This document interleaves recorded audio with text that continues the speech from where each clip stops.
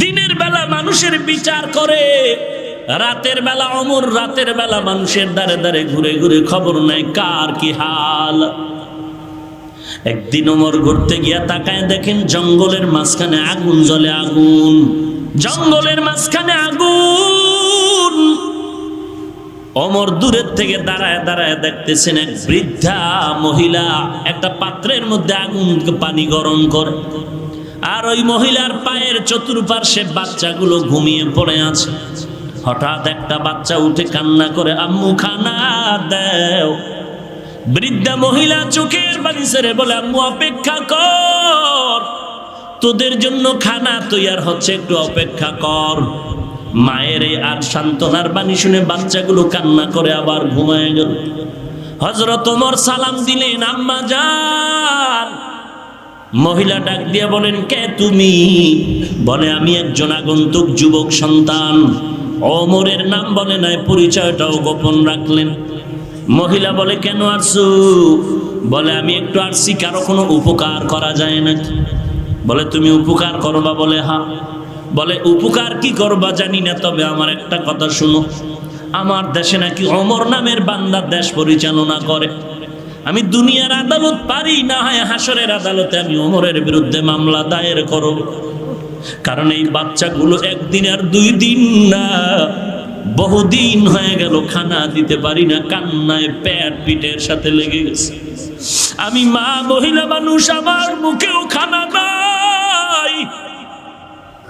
এই বাচ্চাগুলো খানার তৃষ্ণায় কান্না করে করে মাটিতে পড়ে ঘুমায়।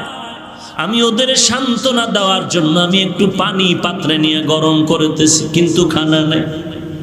এরে নবীর উম্মতের দল, হযরত ওমর এই মহিলার কান্না শুনে আর না দাঁড়াইয়া অর্থ মন্ত্রণালয় বাইতুল মালে চলে গেলেন।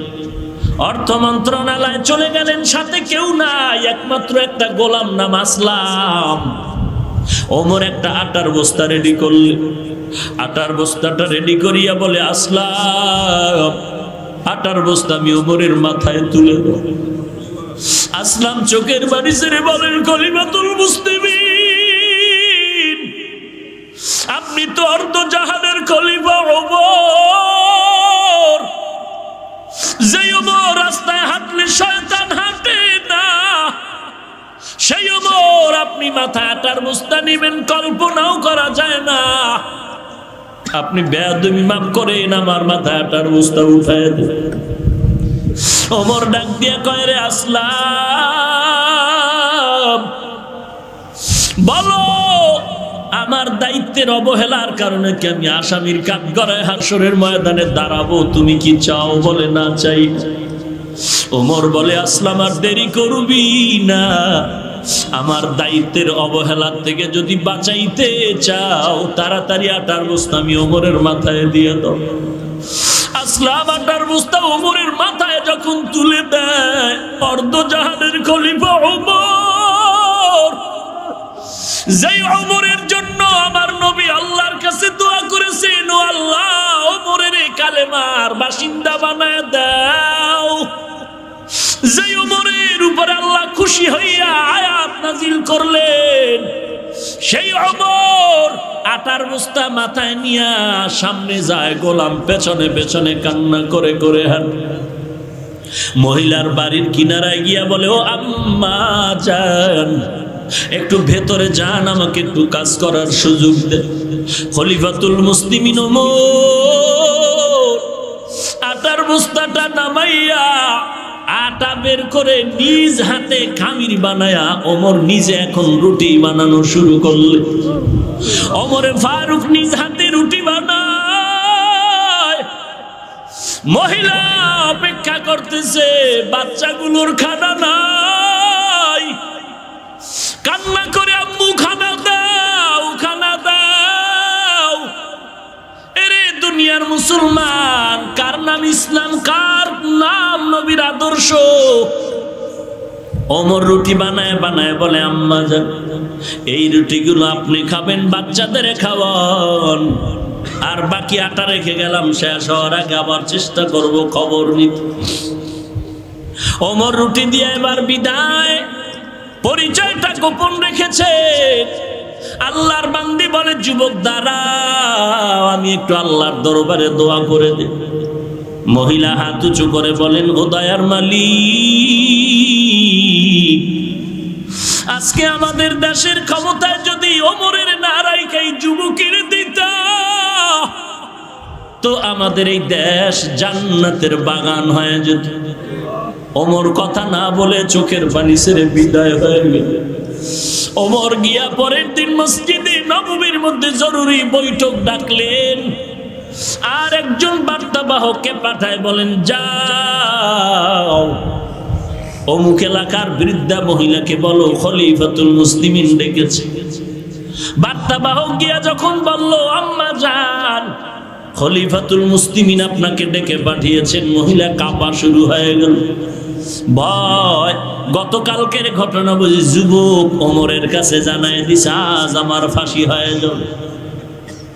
মহিলা কান্নায় বিভোর, বাচ্চাগুলো কোলে নিয়ে কান্না করে আর বলে, ও সন্তান, মনের মতো মাকে দেখে নেও, আর দেখা হবে না। বাদশা ডাকছে, আজ আমার ফাঁসি হয়ে যাবে, কারণ আমি গতকাল রাতের বেলা এক যুবকের কাছে বাদশার বিরুদ্ধে কথা বলেছি।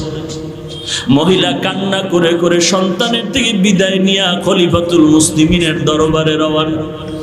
মহিলা হাঁটে কান্না করে করে গিয়া যখন গেটে দাঁড়ায় গেল, আল্লাহর কুদরত দেখি মহিলা চিৎকারের আওয়াজ, গতকালকে যেই যুবক আমার নিজ হাতে রুটি বানায় দিয়েছেন, ওই যুবক আজ মসনদের মধ্যে দাঁড়ানো আছে মসজিদে নববী।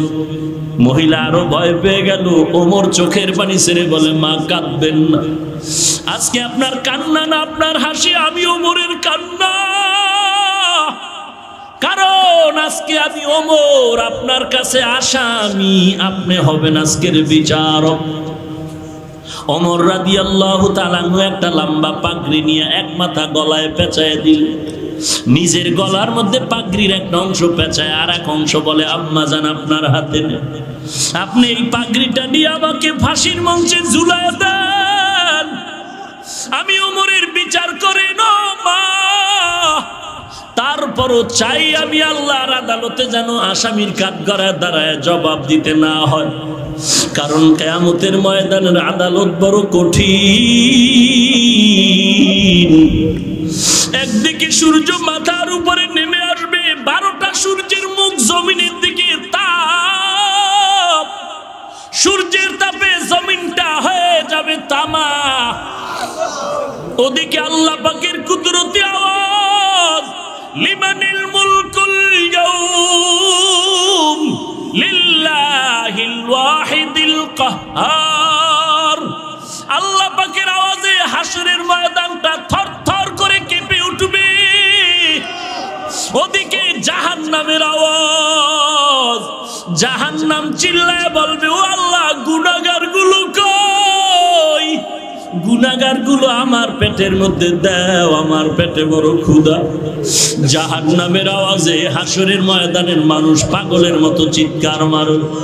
এদিকে আপনার আমার নবী সিজদায় পড়ে কাঁদবেন আর বলবেন, আল্লাহ জাহান্নামের ফিরাও, জাহান্নামের ফিরাও, একটা উম্মত যেন জাহান্নামে না যায়, কারণ আমার একটা উম্মত জাহান্নামে গেলে আমি নবী আর কখনো জান্নাতে যাব না। আল্লাহ ডেকে বলবেন, নবী আপনি কাঁদবেন না, মাথাটা উঠাইয়া দেন। আল্লাহ বলবে, ফেরেশতা জাহান্নামের গলায় শিকল লাগায়া ধরে রাখো, জাহান্নাম যেন সামন দিকে আসতে না পারে। জাহান্নাম যদি আমার কাছে আসে আজকে বিচার করতে পারবো না।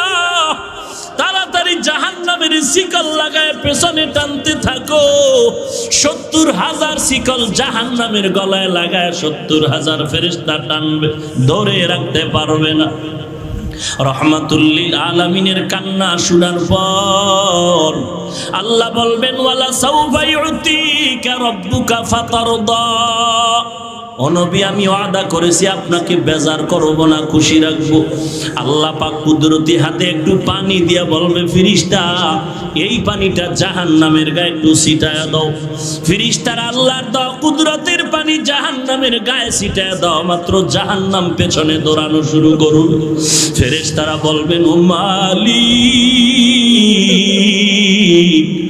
৭০,০০০ শিকল দিয়া যে জাহান্নামকে ধরে রাখতে পারি না রে আল্লাহ, সামান্য একটু পানি দাও, মাত্র জাহান্নাম যে দৌড়াইতেছে। এমন কি বরকতের পানি দিলে, এটা কি জমজমের পানি নাকি কোনো কাউসারের পানি, না আবে হায়াতের পানি? আল্লাহ বলবেন ফেরেশতা না না, এটা জমজমের পানিও না, এটা কাউসারের পানিও না, আবে হায়াতের পানিও না। এই পানি আমার দুনিয়ার গুনাহগার আমার নবীর উম্মতের চোখের পানি। আমার নবীর উম্মতেরা গুনাহ করে করে তওবা করে কান্না করেছে, আমি মাওলার দরবারে কেঁদেছেন আর বলেছেন আল্লাহ জাহান্নামের আগুন থেকে ফিরাও, জাহান্নামের আযাব সহ্য করতে পারবো না রে মালিক।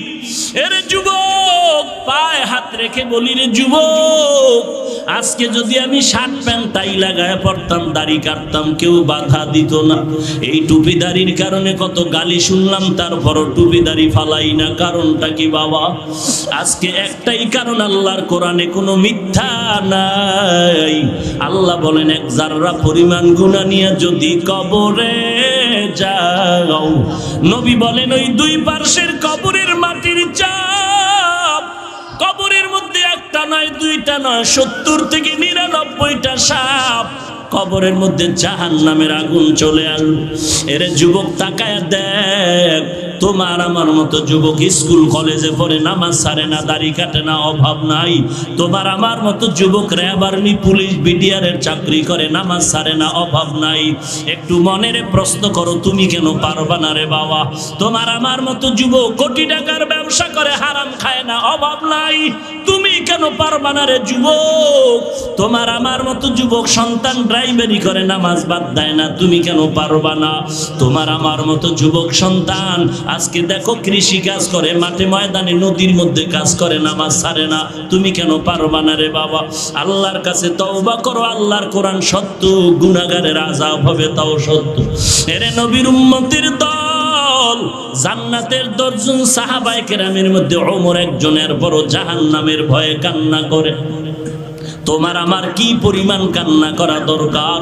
এই ময়দানে এমন আল্লাহর বান্দা আছো, অনেকের মা নাই, অনেকের বাবা নাই, অন্ধকার কবর থেকে দোয়ার অপেক্ষায়। এ যুবক, এরে আল্লাহর বান্দা, ওই কবরের কথা একবার চিন্তা করো। ওই কোথায় গেল মা, কই গেল বাবা, কই গেল ভাই? এই জীবনে কত লাশ কবরে দাফন করলাম, একবারও কি চিন্তা করো না তোমার একবার দাফনের খবর কখন হয়ে যায় বলা যায় না। এখানে বয়ানে আসছো, বাড়ি যাওয়ার আগেও তো মরণ হয়ে যেতে পারে। এরে নবীর উম্মতের দল, বয়ানে গেলাম, একজনে দোয়া চাইলো, বয়ানে আসার পথে একদল যুবক গাড়ি অ্যাক্সিডেন্ট হয়ে কবরে চলে গেছে। আর এক জায়গায় দোয়া চাইতেছে, বয়ানের পরে মোনাজাত দিয়া বাড়ি যাওয়ার পথে গাড়ি অ্যাক্সিডেন্ট হয়ে মরে গেল। ও যুবক রে, ঘর পর্যন্ত যাওয়ার কোনো গ্যারান্টি নাই। ও যুবক, পা দুটো যদি আগায় দাও, আমি পায়ে হাত রেখে বলছি, আর নামাজ বাদ দিও না, দাড়ি কাটিও না, নবীরে কাঁদায়ও না, আমার নবীরে কষ্ট দিও না রে যুবক। আমার নবী এত কষ্ট করে দিনের খেদমত করলেন, উম্মতের কাছে আমানত রেখে গেলেন নবীর সুন্নতের আমল। এই নবীর সুন্নতের আমল হিন্দু বৌদ্ধ কেউ করবে না, একমাত্র মুসলমান তোমাকে আমাকে নবীর সুন্নতের আমল করতে হবে। আল্লাহর কাছে তওবা করো হে মালিক, এই ময়দানে আমার মতো গুনাহগার আর কেউ নাই। ও আল্লাহ, আজকে তওবার নিয়তে হাজির হয়ে গেলাম, আর গুনাহ করব না, নামাজ ছাড়ব না, বেপরদায় চোখে কষ্ট দিব না, আলেম ওলামাদের বিরোধিতা করব না। ও আল্লাহ, তুমি আমাকে কবুল করে নাও, তওবার উপরে মজবুত হয়ে চলার তৌফিক দান করো। গলায় ছুরি আসবে, মরে যাব, নামাজ আর ছাড়ব না, নবীর বিরোধিতা করব না, আলেমদের বিরোধিতা করব না। তওবা করার যদি খাঁটি নিয়ত হয়, মুনাফিকি যদি না থাকে, খাঁটি তওবার নিয়তে দুটো হাত আমার আল্লাহকে দেখায় দাও। আয় আল্লাহ, সবার হাত আপনি কবুল করে নেন। আয় আল্লাহ, আমরা তওবার নিয়তে হাত তুলেছি, খালি ফিরাইয়া দিয়েন না রে মালিক। সকলের তওবার হাত আপনি কবুল করে নেন। আয় আল্লাহ, নবীজির সুন্নতের আমলওয়ালা জিন্দেগি দান করেন, গুনাহের প্রতি ঘৃণা জমায় দেন, নবীজির সুন্নতের আমলওয়ালা জিন্দেগি দান করেন, আমিন।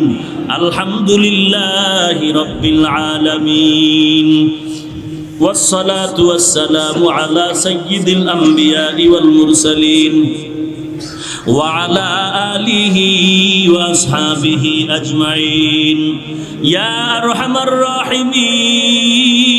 الراحمين يا أرحم الراحمين يا أرحم الراحمين رب ارحمهما كما ربياني صغيرا رب ارحمهما कमा रब्बयानी सगीरा बता हमको तेरे राह की तरफ है तेरे राह पर चला हमको खुदाया बेगुनाह न गुज़श्त बरमा साआते बाहुजूरे दिल न करदम ताअते या इलाही मुझसे मुझको दूर कर ताकि देखो मुझ में तुझको एक नजर आय अल्लाह कुदरतेर नजर दिया ताकाय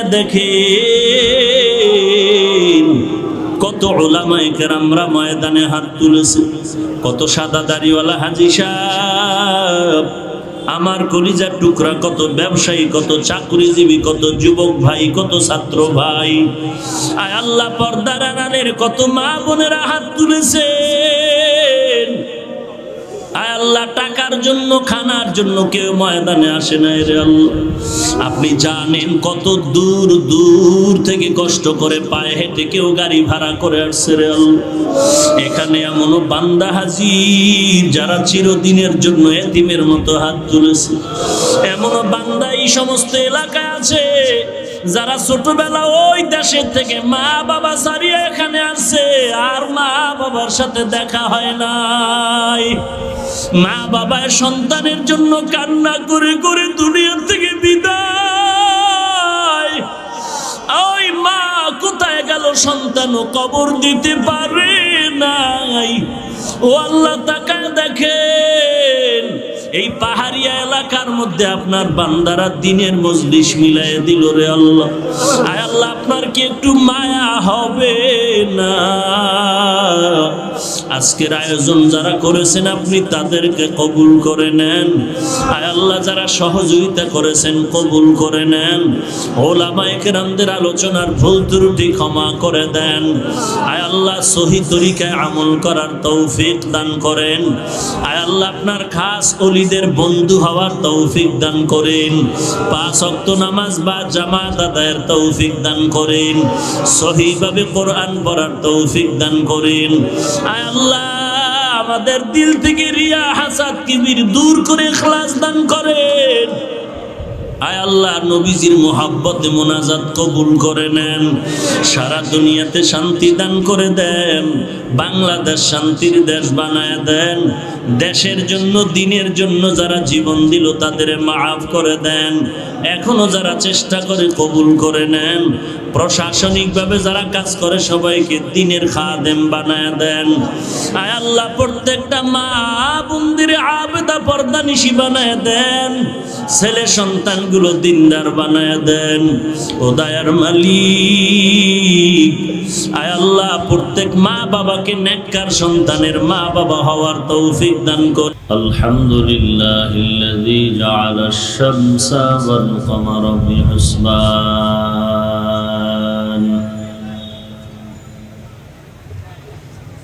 ওয়ান নাজমা ওয়াশ শাজারা ইয়াসজুদান وفضل زمانا على زمان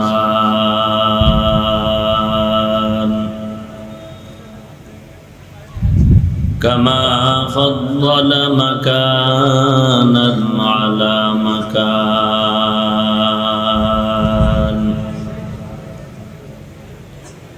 وإنسانا على إنسان.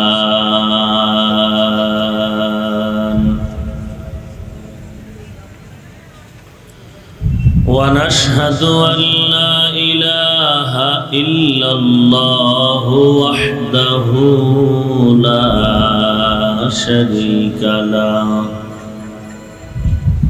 لا ضد له ولا ند له ولا مثل له. ونشهد أن سيدنا وسندنا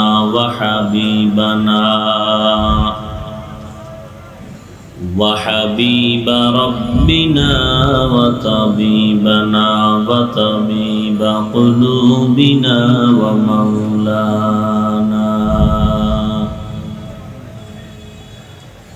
ومولانا محمدا عبده ورسوله صلى الله تعالى عليه وعلى آله وأصحابه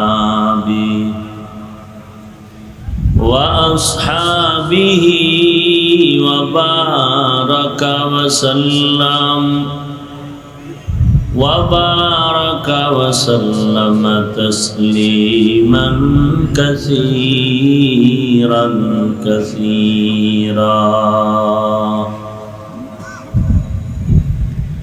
الذي أرسله الله تعالى بالحق بشيرا ونذيرا وداعيا إلى الله بإذنه وسراجا منيرا. أما بعد فأعوذ بالله من الشيطان الرجيم. بسم الله الرحمن الرحيم. لقد كان لكم في رسول الله أسوة حسنة. وقال النبي صلى الله عليه وآله وسلم تركت فيكم أمرين لن تضلوا ما تمسكتم بهما كتاب الله وسنة رسوله أو كما قال النبي عليه الصلاة والسلام. صدق الله مولانا العظيم وصدق رسوله النبي الأمي الكريم. ونحن على ذلك من الشاهدين والشاكرين والذاكرين والحمد لله رب العالمين اللهم صل على روح محمد في الأرواح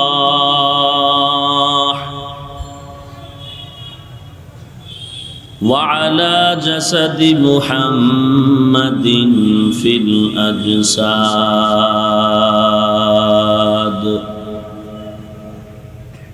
وعلى قلب محمد في القلوب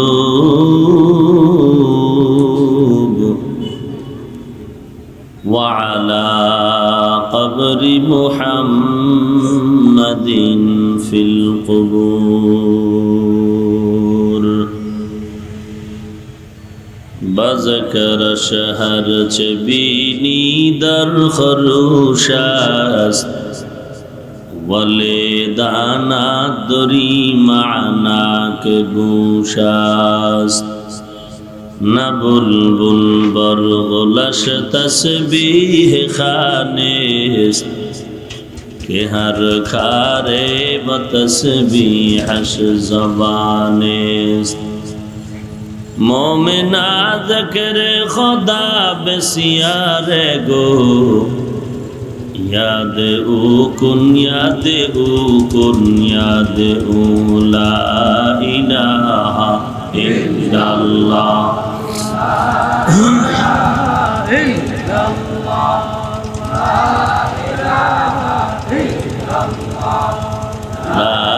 الہ الا اللہ لا الہ الا اللہ لا الہ الا اللہ لا الہ الا اللہ لا الہ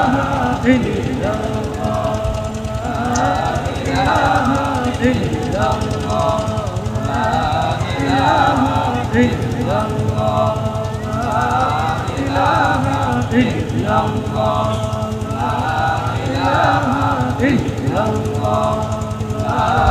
لا إله إلا الله لا إله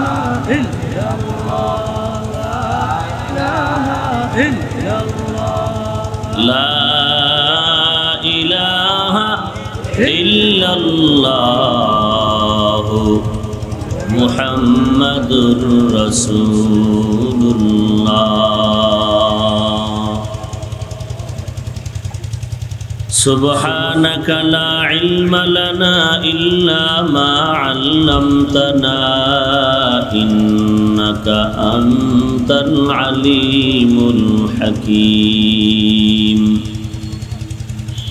رب اشرح لي صدري ويسر لي أمري واحلل عقدة من لساني واحلل عقدة من لساني يفقه قولي تکبیر میں کلمہ میں نمازوں میں ادا میں تکبیر میں کلمہ میں نمازوں میں ادا میں ہے نام الہی سے ملا نام محمد ہے نام الہی سے ملا نام محمد محمد لکھا ہوا توبہ پہ ملا نام محمد ہے میم میں محبوب یہ مطلق کا اشارہ ہے میم میں محبوب یہ مطلق کا اشارہ پھر کیوں نہ ہو محبوب خدا نام محمد फिर क्यों न हो महबूब खुदा नाम मुहम्मद।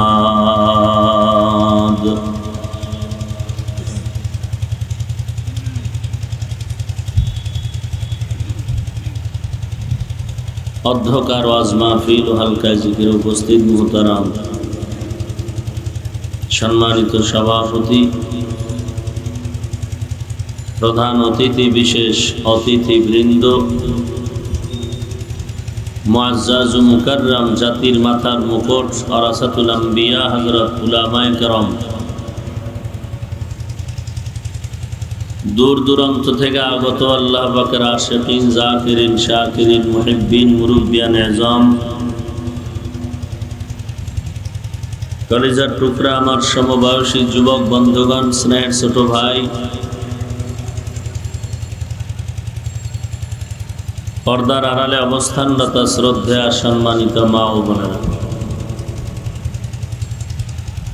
আল্লাহ রাব্বুল আলামিনের দরবারে লাখো কোটি শুকর ও সুজুদ যে মহান রব্বুল আলামিন ফিতনার জামানায় কোরআন ও সুন্নাহর ভিত্তিতে সহিহ তরিকায় কিছু কথা বলার জন্য, শুনবার জন্য আমাদেরকে কবুল ও মঞ্জুর করেছেন।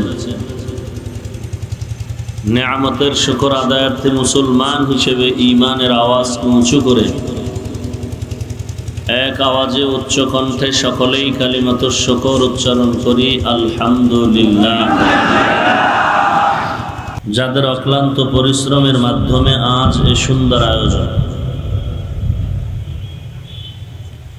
সময়, পরামর্শ, অর্থ দিয়ে দোয়া করে উপস্থিত হয়ে মাইক, লাইট, প্যান্ডেলের ব্যবস্থাপনার মাধ্যমে সহযোগিতার হাত যারা বাড়িয়েছেন, এলাকার যুবক, বৃদ্ধ, ব্যবসায়ী, শ্রমিক, চাকরিজীবী, বিভিন্ন শ্রেণী পেশার মানুষ, জনপ্রতিনিধি, প্রশাসন, উলামায়ে হযরত, আইম্মায়ে মাসাজিদ, প্রত্যেককেই আল্লাহ রাব্বুল আলামিনের খিদমতের বিনিময়ে দুনিয়াতে শান্তি, পরকালে চির মুক্তির ব্যবস্থা করে দিন। আমি আজ আপনাদের সামনে কিছু কথা বলার নিয়তে কোরআনে হাকিমের এক আয়াতের অংশ তিলাওয়াত করেছি। বিশ্বনবী, শেষ নবী, মহানবী, শ্রেষ্ঠ নবী সাল্লাল্লাহু আলাইহি ওয়া আলিহি ওয়াসাল্লামের অসংখ্য অগণিত অমীয় বাণী, পবিত্র হাদিস শরীফের মধ্য থেকে একটি হাদিস পড়েছি। তিলাওয়াতকৃত আয়াতে কারিমা ও হাদিসে পাকের আলোকে ইখলাস ও রুহানিয়াতের সমন্বয় কিছু কথা আমাকে বলার মতো, আপনাদের শুনবার মতো হিম্মত, ধৈর্য, তৌফিক আল্লাহ পাক দান করুন, আমিন।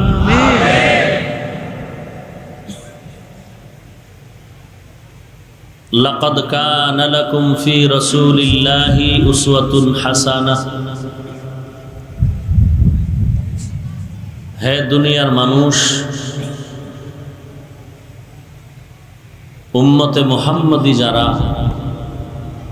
তোমাদের জন্য রয়েছে অবশ্যই রাসূলুল্লাহ সাল্লাল্লাহু আলাইহি ওয়া আলিহি ওয়াসাল্লামের মধ্যে উত্তম আদর্শ।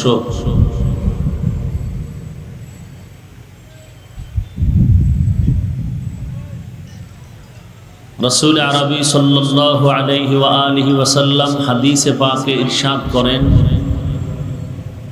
তারাকতু ফীকুম আমরাইন। হে উম্মত, তোমাদের কাছে দুটো জিনিস রেখে গেলাম। লান তাদিল্লু মা তামাসসাকতুম বিহিমা। কখনো তোমরা পথভ্রষ্ট হবে না, লাইনচ্যুত হবে না, গোমরা হবে না ওই দুই জিনিস যতক্ষণ আঁকড়ায় ধরবে, কিতাব আল্লাহ ও সুন্নাত রাসূলি। এক নম্বরে আল্লাহ পাকের কিতাব কোরআনে হাকিম, দুই নম্বরে রাসূলের সুন্নাত। এ হলো আয়াত হাদিসের সংক্ষিপ্ত তরজমা।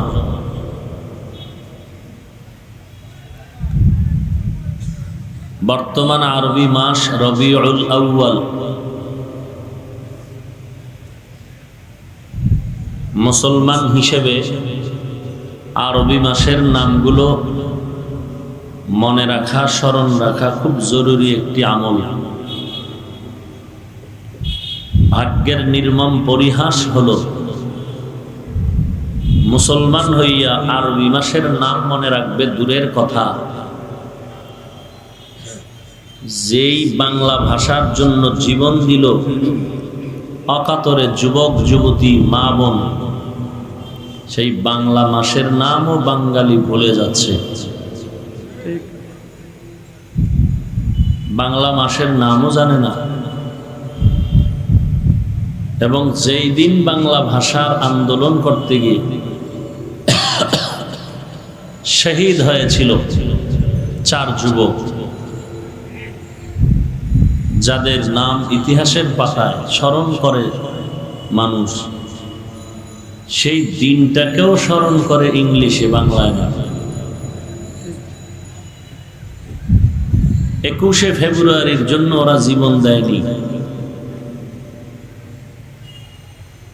ওরা ইংরেজি মাস এ জমিনে জিন্দা থাকার জন্য জীবন দেয়নি।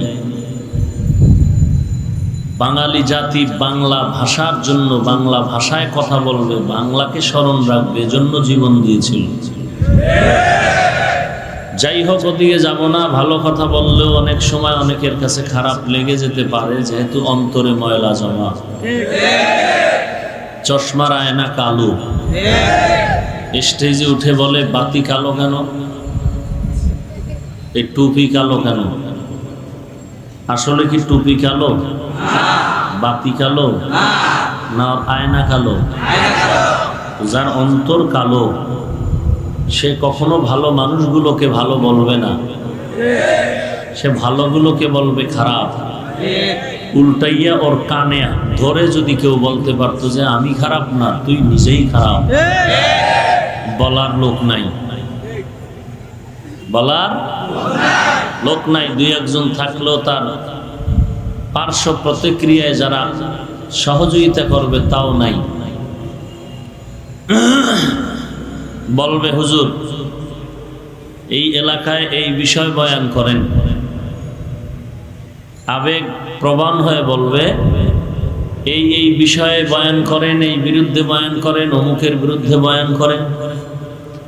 আর বক্তা সাহেব যদি লাগামহীন বয়ান শুরুই করে ফেলে আর প্যাস লাগে, আবেগ প্রবণওয়ালা মুনাফিকটা তখন হুজুরের বিরুদ্ধে যা শিখাই দিছিল ওগুলো ভুলে গিয়ে তার বিপক্ষে দাঁড়ায় আর বলে হুজুর দেশের অবস্থা জানে না, জেনে শুনেই তো কথা বলা দরকার।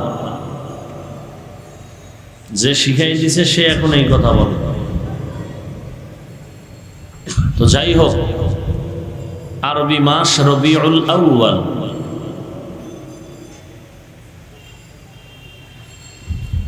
এই মাস বড় দামি একটি মাস।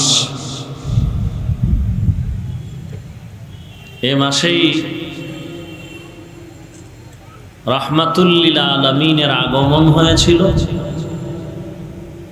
এ মাসেই রাহমাতুল লিল আলামিনের ইন্তেকাল হয়েছিল। খুব খেয়াল করবেন,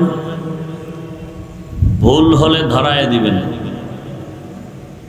পিছে গিয়ে সমালোচনা করে, কবিরা গুনাহ করে আমলনামা ভারী করার কোনো প্রয়োজন নেই। আল্লাহ সব ভাইকে হেদায়েতের দরওয়াজায় আমাদেরকে কবুল করে নিন। বহুদূর থেকে আপনারা কষ্টকে উপেক্ষা করে এখানে আসছেন দ্বীনের মুহাব্বত, আল্লাহ এবং তার রসুলের সন্তুষ্টি অর্জনের জন্য। আমি যেটা বিশ্বাস করি, খানার লোভে, টাকার লোভে এখানে কেউ এসেছেন? আল্লাহ পাকে মজলিসকে কবুল করেন। নবীজি এসেছিলেন এই মাসে এবং ইন্তেকাল হয়েছিল এ কথায় কোনো দ্বিমত নাই। মাস ছিল রবিউল আউয়াল। খুব খেয়াল করবেন, দিন কবে তারিখ কত? ইন্তেকালের তারিখ নিয়ে কোনো ইখতিলাফ নাই, মতানৈক্য নাই। কারণ রহমাতুল্লিল আলামিনের ইন্তেকাল গোটা আলমের ইন্তেকাল। ইমানদার বেঈমান সবাই মর্মাহত। রসুলের ইন্তেকাল কোন মাসে কোন তারিখ এ নিয়ে কারো দ্বিমত থাকার কিছু নাই, স্পষ্ট সবাই জানে অমুক দিন এতটার সময়। সোমবারে তার ইন্তেকাল, মৃত্যু, বুধবারে দাফন। 3 দিন সময় দীর্ঘ হলো কেন? অথচ রসুলের হাদিস, মাইয়িতকে দ্রুত দাফন করো, উপরে বেশিক্ষণ রাখো না, কষ্ট পায়, মাইয়িতকে দ্রুত দাফন করো। যিনি বললেন তার দাফন হতে 3 দিন দেরি কেন? দুইটা সমস্যার সমাধানের অভাবের কারণ। নবীর পরবর্তী দায়িত্বশীল কে হবেন? 2 নম্বরে রসুলের ইন্তেকালের পরে দাফনের জায়গা কোথায় হবে? এই 2 সমাধান রসুল দিয়া যান নাই। সাহাবায়ে কেরামের মাঝে ইখতিলাফ শুরু হয়ে গেল। এই সমাধান হইতে লাগছে 3 দিন। আর এই 3 দিনের মধ্যে হকের পাশাপাশি 72 দল জাহান্নামের জন্ম হয়েছে। খুব খেয়াল করবেন। রসুলের ইন্তেকাল সোমবার, দাফন বুধবার, 3 দিন দেরি হলো। সমস্যা কয়টা? নবীর দাফনের জায়গা কোথায় হবে, আর নবীর পরে উম্মতের দায়িত্ব কে নিবেন? এই সমাধান করতে গিয়ে সাহাবায়ে কেরামের মাঝে ইখতিলাফ, আর এর ভিতর দিয়েই 72 দল জাহান্নামীর জন্ম হয়েছে। এ বিষয়ে লম্বা চওড়া আলোচনা আমি অন্য জায়গায় করেছি, আজ ওদিকে আমি যাব না। তাহলে রসুলের ইন্তেকালের তারিখ নিয়ে কোনো দ্বিমত কারো মধ্যে নাই কেন তা বুঝাইতে পারি নাই। প্রধানমন্ত্রী যদি ইন্তেকাল হয়ে যায়, কথার কথা, তাহলে এই ইন্তেকালের তারিখটা, মৃত্যুবরণের তারিখটা এটা না লিখে রাখলেও তো সবাই মনে করবে প্রধানমন্ত্রী মরে গেছে। আপনাদের বান্দরবনের জঙ্গলের কোনো বান্দর মারা গেলে এটা কেউ লিখে রাখবে? জানবে কেউ? 1 সপ্তাহ পরে কেউ খোঁজই রাখবে না, তারিখ ভুলে যাবে। কিন্তু রহমাতুল্লিল আলামিন, যার কোনো তুলনা আছে? কোনো তুলনা? সে রসুলের ইন্তেকাল, গোটা আলামিন এর ইন্তেকাল, এটা লেখার দরকার নাই। গোটা বিশ্ব, মানুষ কেন, সমস্ত মাখলুকাত ও আসমান জমিন জেনেছে অমুক মাসের এত তারিখ। আসার তারিখ নিয়ে ইখতিলাফ, আগমনের তারিখ নিয়ে ইখতিলাফ। কেউ লিখেছেন 8ই রবিউল আউয়াল, কোন ঐতিহাসিকগণ লিখেছেন 9 তারিখ রবিউল আউয়াল, কেউ লিখেছেন 11, সামান্য কয়েকজন লিখেছেন মাত্র 12। কেন হলো ইখতিলাফ? কারণ এমন একটি মুহূর্তে রহমাতুল্লিল আলামিন মক্কার জমিনে আবির্ভূত হলেন, যেই সময় মক্কার মানুষ ছিল পৃথিবীর শ্রেষ্ঠ খারাপ, চূড়ান্ত চরিত্রহীন, যার বর্ণনা ভাষা নাই আপনাদের কাছে দেওয়া। এক কথায় মক্কার মানুষের মতো খারাপ, অসভ্য, বর্বর পৃথিবীতে আর কোথাও ছিল না। কিয়ামতের আগের দিন পর্যন্ত যেই পরিমাণ মানুষের চরিত্র খারাপ হতে পারে, এর থেকেও মক্কার মানুষ খারাপ। ওই সময় প্রশ্ন, এত বড় দামি একটা ঘর বাইতুল্লাহ, যেখানে যেই ঘর এমন দামি যে ঘরটার দিকে শুধু তাকাইয়া থাকলেও সওয়াব। আরো আস্তে করে বলেন, এই ঘরের নাম কি? ইন্না আউওয়ালা বাইতিন মুযিআ লিন-নাসি লাল্লাযী বিবাক্কাতা মুবারাকান ওয়া হুদা ওয়া হুদাল লিল আলামিন। গোটা জগতের মানুষের হেদায়েতের জন্য আল্লাহ পাক ঘর বানাইলেন বাক্কা শহরে, নাম হলো বাইতুল্লাহ। সব মসজিদ আল্লাহর ঘর। বান্দরবনে যত মসজিদ আছে, এটি কি আপনাদের চেয়ারম্যান সাহেবের ঘর? কার ঘর?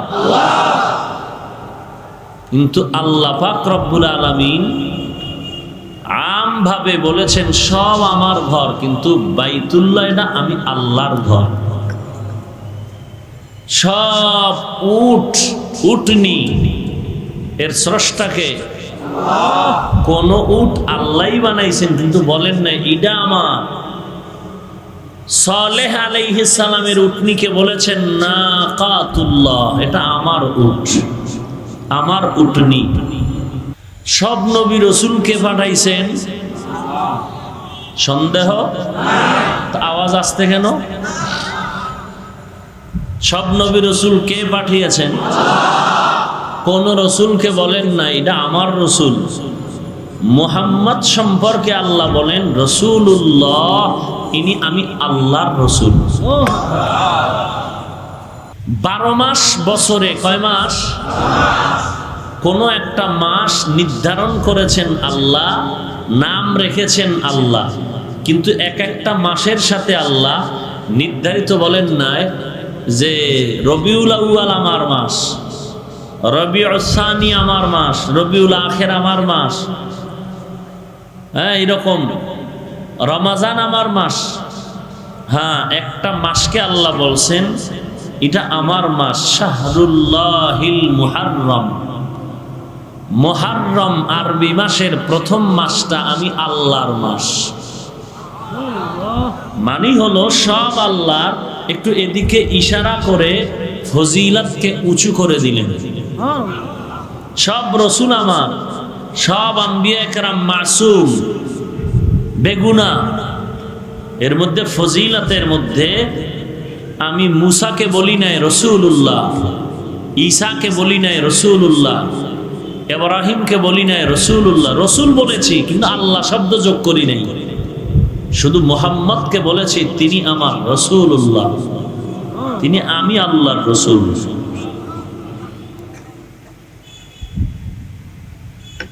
তো এই বাইতুল্লাহ যার আঙ্গিনায় 1 রাকাত নামাজ পড়লে 1 লক্ষ রাকাত নামাজের সওয়াব। এত বড় দামি ঘরের পার্শ্বের মানুষগুলো সৃষ্টির শ্রেষ্ঠ খারাপ কেন? লম্বা চওড়া আলোচনার সারসংক্ষেপ নির্যাস হলো, দীর্ঘদিন মক্কার মানুষ ছিল মুরব্বি হারা। কি হারা? কি হারা? এই কথাটা বুঝতেছেন আপনারা?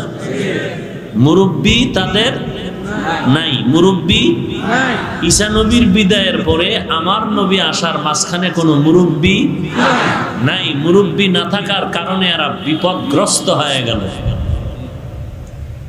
কিয়ামতের আগ মুহূর্ত পর্যন্ত কথাটা পাথরে খোদাই করে লিখে রাখবেন ঘরের মধ্যে। আপনার সন্তানের সন্তানের সন্তানের সন্তানরা এই লেখাটা যেন আজীবন মনে রাখতে পারে, যেই মানুষটা মুরব্বি হারা হয়ে চলবে তার ধ্বংস অনিবার্য। যে মুরব্বি মেনে চলবে না তার ধ্বংস অনিবার্য।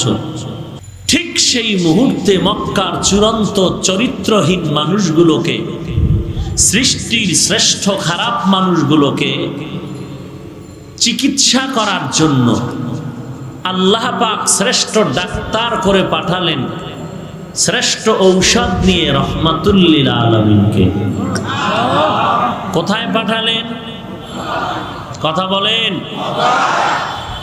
খারাপ লাগতেছে? কথাগুলো মনে রাখতে পারবেন?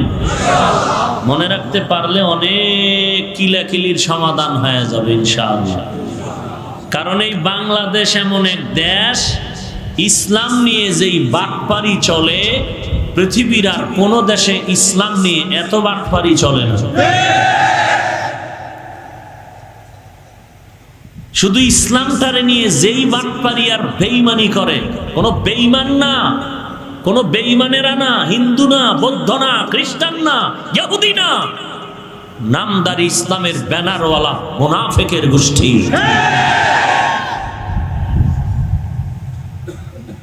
কোন হিন্দু ইসলাম নিয়ে ফাইজলামি করে না, খ্রিস্টান করে না, ইহুদি করে না, নামদারি ইসলামের ব্যানারওয়ালা মুনাফিকেরা করে।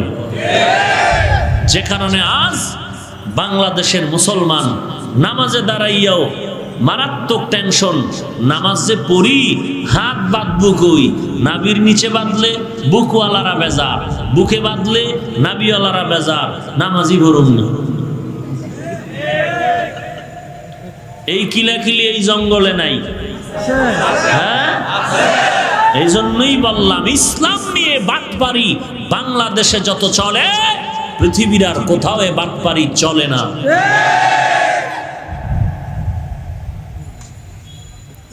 হজে গেছেন না অনেকে? কই গেছেন? আমেরিকা? তো ঢাকা দোহারে? হ্যাঁ, তো হজ বাবা আছে। মোটামুটি একটা ঘর বানায় সাদা কাপড় পরে পাগল ছাগল ঘুরতেছে, লাব্বাইক লাব্বাইক লাব্বাইক। কখনো হজে যাওয়া লাগবো না বাইতুল্লাহ। দোহারে ঢাকার মধ্যে হজ বাবার আগমন, মক্কায় যাবো কেন? এগুলো এক বাটফার। আর এক দল বাটফার আছে বলে মক্কায় যাব কেন? মক্কা আমি পীর সাহেবের দরবারে আসে। নাউজুবিল্লাহ, কি দালালির গন্ধ আসে কেন? সবাই জোরে বলেন। মক্কায় যায় না, মক্কায় আর দরবারে আসে। এও বলে পীর। এর কাছেও বহু মানুষ রূপী ছাগল পাগল হয়ে যায়। আছে না নাই? কি বুঝাইলাম? আমি পীর বিরোধী। হ্যাঁ হ্যাঁ, সময় নিয়ে বসেন, বুঝাই দিব আমি পীর বিরোধী না দরদি। আল্লাহ সব ভাইকে হেদায়াত দান করুন। তবে একটা শর্ত হলো, মোনাজাতের আগে উঠবেন না। উঠলেই অনুমতি ছাড়া আমি হাত তুলে ফেলব। কারণ কত দূর থেকে আপনারা আসছেন, আমিও মোটামুটি 2 কিলোমিটার দূর থেকে আসছি। আপনারা এক কিনারায়, আমার বাড়ি আর এক কিনারায়। কথা ঠিক না?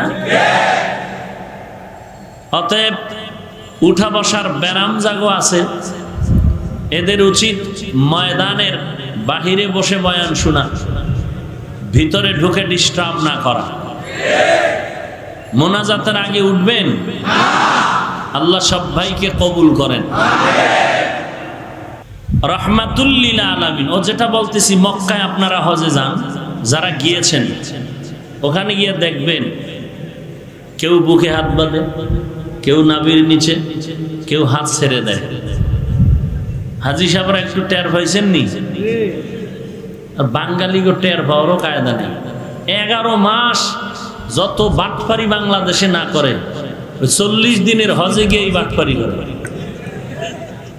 11 মাস এত গালি দেয় নাই। ওই হজের সফরে যেই গালাগালি করছে, যেই হুজুরে হজে নিছে, এরে সমস্যা কি? খানা আইবে 1:30টায়, 2টা বাজলে খানা কই? গালি কি বান্দরবনের গালি? তাজা কাঁচা গালি, যা দিলে বাঙালির ফতুয়ায় অজু করা লাগে। কিতাবের ফতুয়া না, বাঙালির একটা ফতুয়া আছে না, ওই ফতুয়ায় অজু লাগে।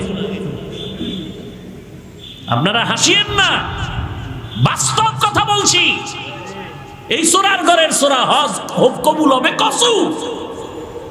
যেই চোরার ঘরের চোরা সুদের টাকায় হজে যায়,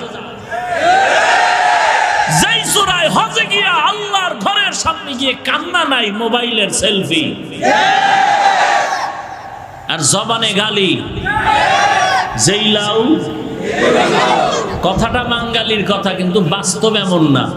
কদু কোনোদিন লাউ না, লাউ কোনোদিন কদু না। কোনোদিন কদু লাউ হতে পারে না, লাউ কোনোদিন কদু হতে পারে না। লাউ হলো হিন্দুদের ধর্মের ভাষার একটি স্লোগান। যখন স্বামী মরে যায় মহিলাদের, তখন ওই স্ত্রী আর বিয়ে বসতে পারে না, তখন হিন্দু ব্রাহ্মণদের কাছে এদেরকে দিতে হয়। তখন সে ওই ব্রাহ্মণ হিন্দুদের ওই বিধবা নারীর চেহারার দিকে তাকায়া আবেগ প্রমাণ হয়, বলে সাদের লাউ তুই বানাইছো আমারে বৈরাগী। ওই লাউ আর এই লাউ এক নাকি? লাউ কোনোদিন কদু হতে পারে না, কদু কোনোদিন লাউ হতে পারে না।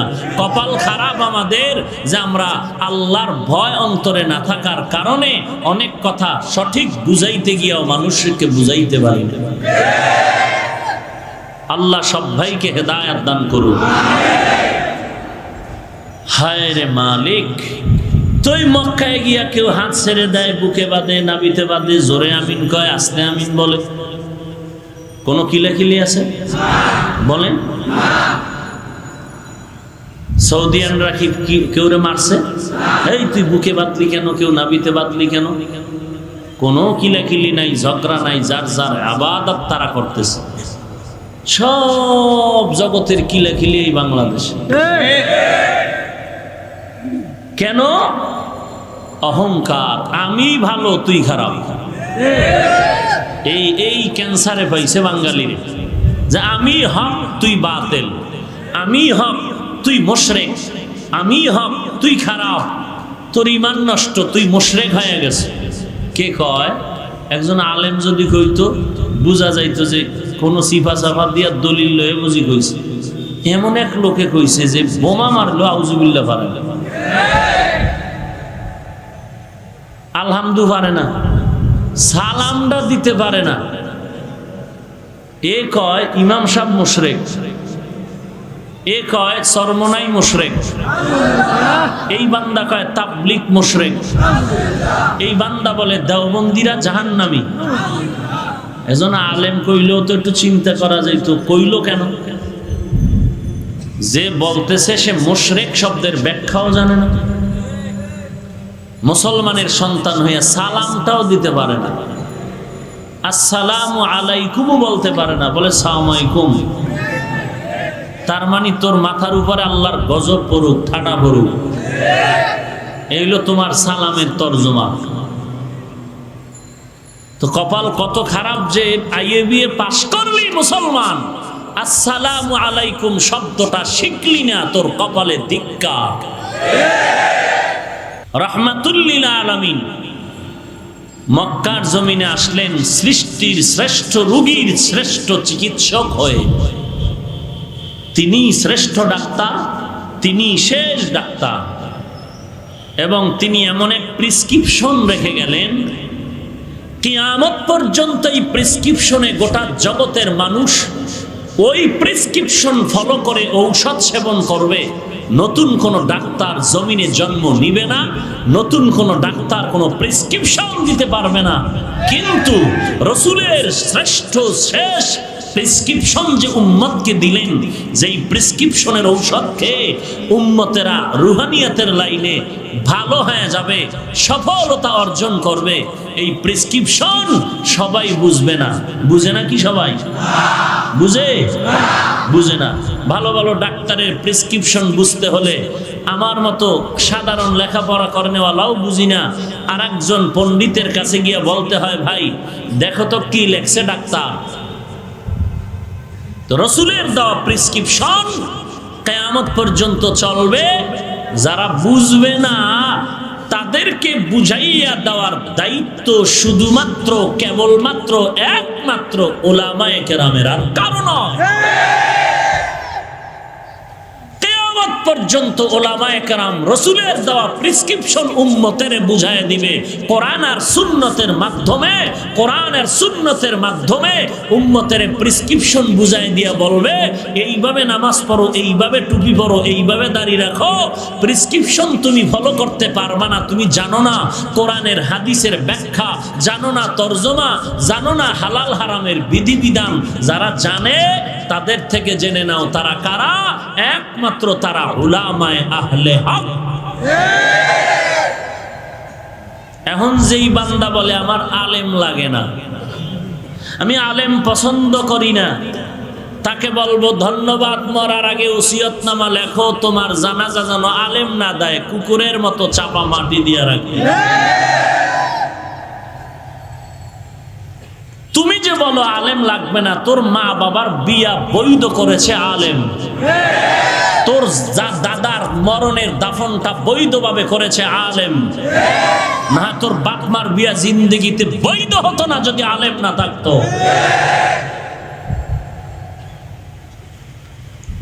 সেই আলেমকে যারা অপছন্দ করে, মা বাবা সন্তানকে অনেক কষ্ট করে খাওয়ায়া পড়ায়া বড় করলেন, হাঁটতে পারে না মা বাপ হাঁটা শিখাইলেন, খেতে পারে না মা বাবা খানা শিখাইলেন।